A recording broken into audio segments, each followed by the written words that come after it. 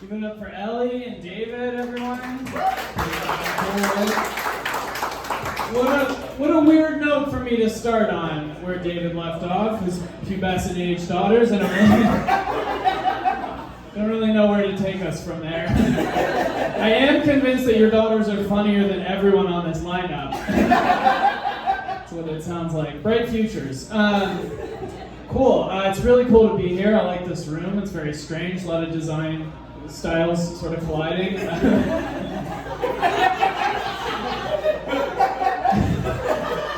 I've only seen it from that side, so now I'm just taking it in. A projector screen with a head inside of a glass jar. A chandelier that makes you guys look like you're having Thanksgiving dinner. And you're all staring down, which makes me think you're discussing something you don't want to be discussing. I do like being here. It's a really cool bar. I've done a lot of shows in places that are, not as good to be in. I got booked a couple of years ago to do comedy at an art museum, which is another way of saying that I was once asked to be a nuisance.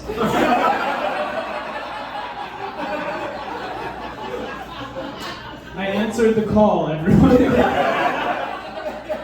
I was like, if there's one thing I can do. So it was shown in an art museum. It was very strange. All of us on the lineup were struggling through it. And then I remember at one point in the show, I watched a group of people that had sat in the back row. They got up, folded their chairs, put them against the wall, and walked out. Which felt unnecessary. It was like they were saying, we don't want to watch this, and nor should anyone else. Done a lot of shows that haven't gone well. I've never done a show where someone hated it so much they decided to decrease the seating capacity of the venue. But there's a first time for everything, right? Thank you guys for being out here. I have some friends here tonight. Give it up for them. Here's where I'm at with my comedy career. I was sitting at the table over there before the show started, and I saw 3 people that I knew at the bar.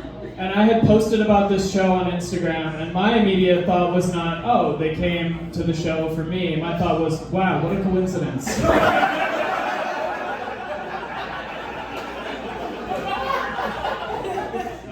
I've been traveling. I live in New York now. I used to live here, but I've been traveling a lot lately, and I've been booking a lot of Airbnbs. And so I spent some time the other day doing what I think a lot of us do from time to time, which is rehashing old Airbnb dramas. I'll explain. I booked an Airbnb for a wedding recently, and usually what happens when you book, if you've never used the platform, is the host will message you something like, hey, so excited to have you, etc., etc. I got a message from the host when I booked that was like, hey, excited to have you. Are you bringing your cats? And I was like, why would he ask that? He just sensed the loneliness through the computer.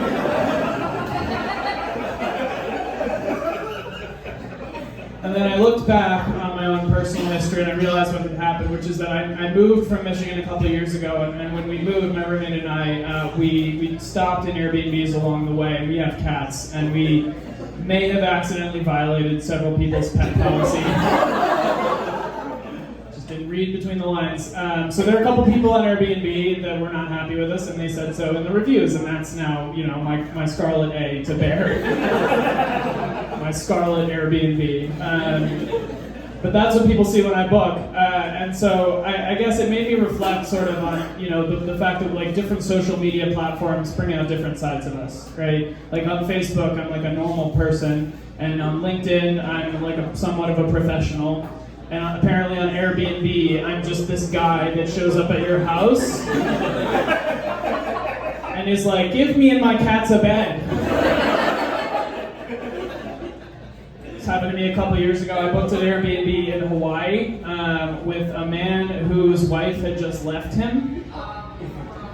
When I booked the property, it was called Blake and Alexandra's Tropical Paradise.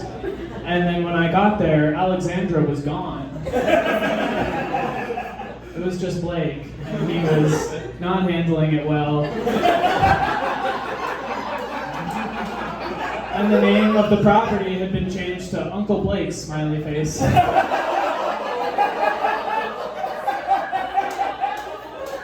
Which is a name that says, I don't need her, I've got you guys.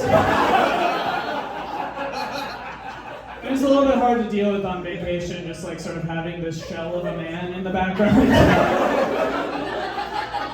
Because he would say things like, man, I can't believe she left and didn't say anything. And it's just hard to respond to that when you are holding a daiquiri. Like, my vibe was here for a good time, not a long time. And his vibe was, I don't know how long I'm gonna be here. You look so sad. I'm sorry if I brought anything up. It would have been okay. I feel like I was soldiering through that week despite the circumstances. But then in the middle of the week, a Category 5 hurricane was declared in the Pacific Ocean, which rarely happens in Hawaii. It's like a big problem for them because their infrastructure is so cut off from everything. And Blake was giving off real I don't give a fuck vibes. I remember going up to him and I was like, hey, should we maybe like stockpile food or like board up the windows or something? And he was like, it doesn't really matter. I remember my parents called me at one point during the week and they were like, is the host of the house preparing for the hurricane? And I was like, I think he's already experiencing his own hurricane. He doesn't seem too concerned about this one.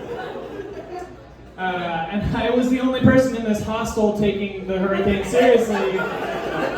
So like I was doing all these anxiety errands, like I went out and bought like food and water and flashlights and stuff that no one needs, like string. Like I was gonna tie the house together. Like if the roof had blown off, I would have been like, don't worry guys, I bought twine. And I was so angry that no one else was on my level. I got back from this errand, I remember they were playing Bobby McFerrin's Don't Worry, Be Happy. And I was like, we all deserve this hurricane. I found out exactly how petty I am because the hurricane missed us and I was a little disappointed.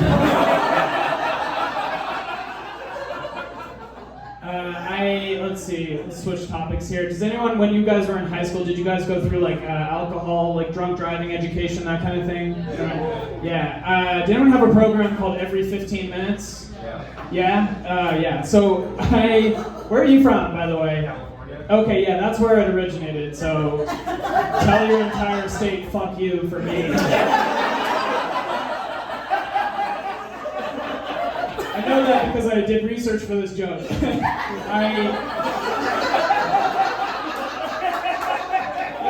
Every 15 Minutes is a program that originated in California, and it was originated in California in 1995, and a quick look at their website would indicate that that was the last time that website was updated. It is red on black font, with a clip art of the Grim Reaper at the top. It's the kind of website like even a basement conspiracy theorist would look at and be like, this needs some work. But that's the program that Montgomery County Schools chose for me, and it's a program that's based on the statistic that every 15 minutes someone is involved in a fatal car crash due to alcohol. And the way that they chose to illustrate that to people was they chose a group of about 25 students. And in iterations of 15 minutes on day one, they would pull a kid out of class, get on the PA, and be like, he died. All day, just racking up a pile of dead high schoolers. And on day two, they released the dead kids back into class, but they were wearing dead people makeup, and they weren't allowed to talk.